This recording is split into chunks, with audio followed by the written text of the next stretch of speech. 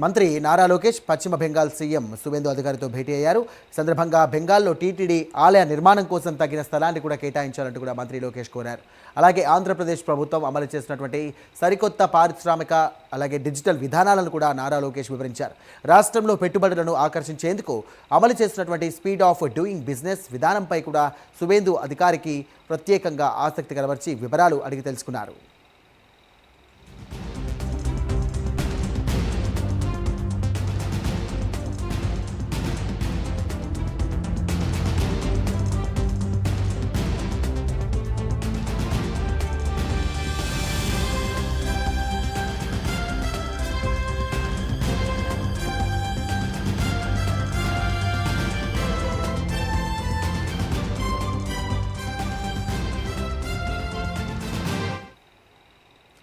బయటికి ఆంధ్రప్రదేశ్ మంత్రి నారా లోకేష్ పశ్చిమ బెంగాల్ సీఎం సువేందు అధికారితో భేటీ అయ్యారు. ఈ సందర్భంగా బెంగాల్లో టీటీడీ ఆలయ నిర్మాణం కోసం తగిన స్థలాన్ని కూడా కేటాయించాలంటూ కూడా మంత్రి లోకేష్ కోరారు. అలాగే ఆంధ్రప్రదేశ్ ప్రభుత్వం అమలు చేస్తున్న సరికొత్త పారిశ్రామిక డిజిటల్ విధానాలను కూడా నారా లోకేష్ వివరించారు.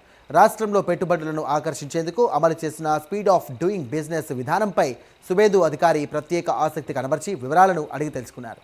ఇదే అంశానికి సంబంధించి మరిన్ని డీటెయిల్స్ అందించడానికి మా నేషనల్ బ్యూరో చీఫ్ కళా సిద్ధంగా ఉన్నారు. కళా, దాదాపు బెంగాల్ ముఖ్యమంత్రి సురేంద్ర అధికారి ముఖ్యమంత్రి అయ్యాక తొలి పర్యటన ఇటు ఆంధ్రప్రదేశ్ కు సంబంధించినటువంటి ఐటీ శాఖ మంత్రి నారా లోకేష్ పర్యటన చాలా కీలకంగా ఇరు రాష్ట్రాల మధ్య ఉన్నటువంటి వ్యాపార సంబంధాలు అనుకుంటూ వాణిజ్యపరమైనటువంటిది.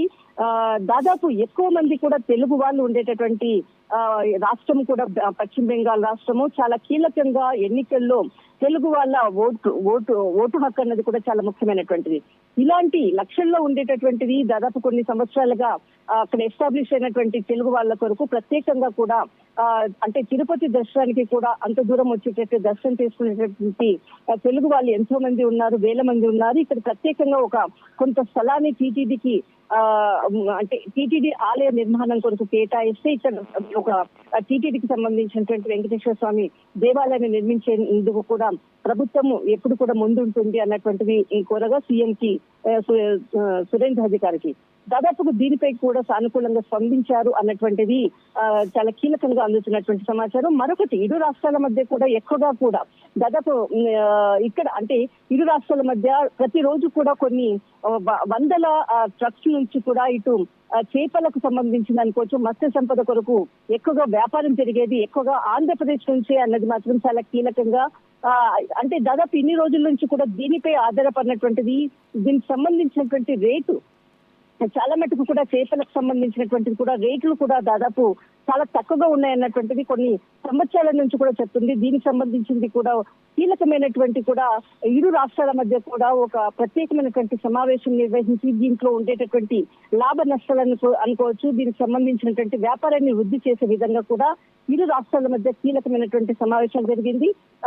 అంతేకాకుండా ఇటు ఆంధ్రప్రదేశ్ సంబంధించినటువంటిది ఐటీ పరమైనటువంటి పారిశ్రామిక పరమైనటువంటి పెట్టుబడులను డెవలప్ అయ్యేటటువంటిది, దాన్ని అమరావతిని ఏ విధంగా డెవలప్ చేస్తున్నారు అనేటువంటి అంశాలపై కూడా కీలకంగా చర్చలు.